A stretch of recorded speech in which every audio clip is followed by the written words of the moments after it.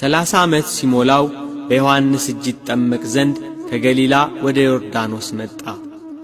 መጥምቁ ዮሐንስ በዚያ ወራት መንግሥተ ሰማያት ቀርባለችና ንስሐ ግቡ እያለ በይሁዳ ምድረ በዳ ይሰብክ ነበር። ጌታችን ኢየሱስ ክርስቶስም በዮሐንስ እጅ ተጠመቀ። መንፈስ ቅዱስ በርግብ አምሳል ወርዶ በራሱ ላይ አረፈ። እግዚአብሔር አብ በደመና ሆኖ በእርሱ ደስ የሚለኝ የምወደው ልጄ ይህ ነው አለ። ከተጠመቀ በኋላ ወደ ገዳመ ቆሮንጦስ ገባ።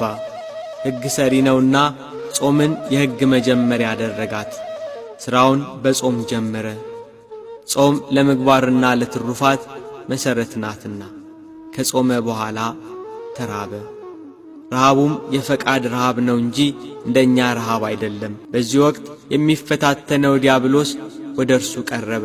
እግዚአብሔር አብ የምወደው ልጄ ይህ ነው ብሎ ሲመሰክር ሰምቶአልና የእግዚአብሔር ልጅ ከሆነ ብሎ እውነት የእግዚአብሔር ልጅ ከሆንክ እነዚህ ድንጋዮች እንጀራ እንዲሆኑ በል አለው። ጌታችን ኢየሱስ ክርስቶስም መልሶ ሰው በእግዚአብሔር አፍ በሚወጣው ቃል ሁሉ እንጂ በእንጀራ ብቻ አይኖርም ተብሎ ተጽፏል አለው።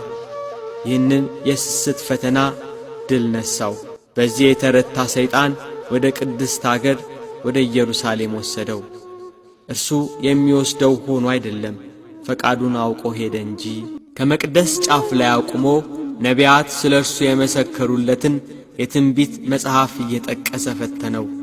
መላእክቱን ስለ አንተ ያዝልሃል፣ እግርህም በድንጋይ ከቶ እንዳትሰናከል በእጃቸው ያነሱሃል ተብሎ ተጽፏልና የእግዚአብሔር ልጅ ከሆንክ ራስህን ወርውር አለው። ጌታችን ኢየሱስ ክርስቶስም ጌታ አምላክህን አትፈታተነው ተብሎ ተጽፏል ብሎ ድል ነሣው። ከዚህ በኋላ ወደ ረጅም ተራራ ወጣው።